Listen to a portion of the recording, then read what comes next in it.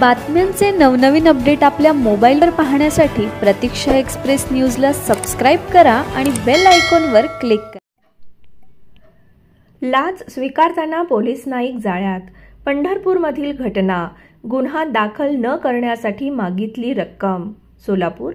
गुन्हा दाखल न करण्यासाठी लाखाची मागणी केली। तडजोडी अंती 50,000ची लाच स्वीकारताना पंढरपूरमधील पोलिसाला लाचलुचपत प्रतिबंधक विभागाच्या पथकाने रंगेहात पकडून अटक केली आहे। वैजनाथ संदीपान कुंभार, वय वर्ष 52, नेमणूक पंढरपूर शहर पोलीस ठाणे, राहणार इस्पावी पंढरपूर असे अटक करण्यात आलेल्या पोलीस कर्मचाऱ्याचे नाव आहे। पंढरपूर शहर पोलीस ठाण्यात भारतीय दंडविधान संहिता 1860 चे कलम 279, 336, 338 आणि मोटार वाहन अधिनियम 1988 चे कलम 134A, 134B, 177, 184 याप्रमाणे अज्ञात वाहनाविरुद्ध गुन्हा दाखल करण्यात आला होता।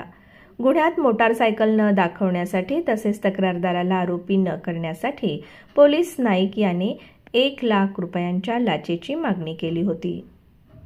तडजोडी अंती 50,000 रुपये देण्याचे ठरले। याबाबत तक्रारदाराने लाचलुचपत प्रतिबंधक विभागाकडे तक्रार केली। त्यानुसार सापळा रचण्यात आला। ठरल्याप्रमाणे शुक्रवारी ही रक्कम स्वीकारताना लाचलुचपत प्रतिबंधक विभागाने वैजनाथ कुंभार यांना रंगेहात पकडले। या प्रकरणी पंढरपूर शहर पोलीस ठाण्यात गुन्हा दाखल करण्यात आला आहे। ही कारवाई लाचलुचपत प्रतिबंधक विभागाचे पोलीस उपअधीक्षक गणेश कुंभार यांच्या मार्गदर्शनाखाली पोलीस निरीक्षक उमाकांत महाडिक, हवालदार अतुल खाडगे, सलीम मुल्ला, पोलीस नाईक स्वामीराव जाधव, श्याम सुरवसे यांनी पार पाडली। लाच मागितली जात असेल तर जरूर संपर्क करा।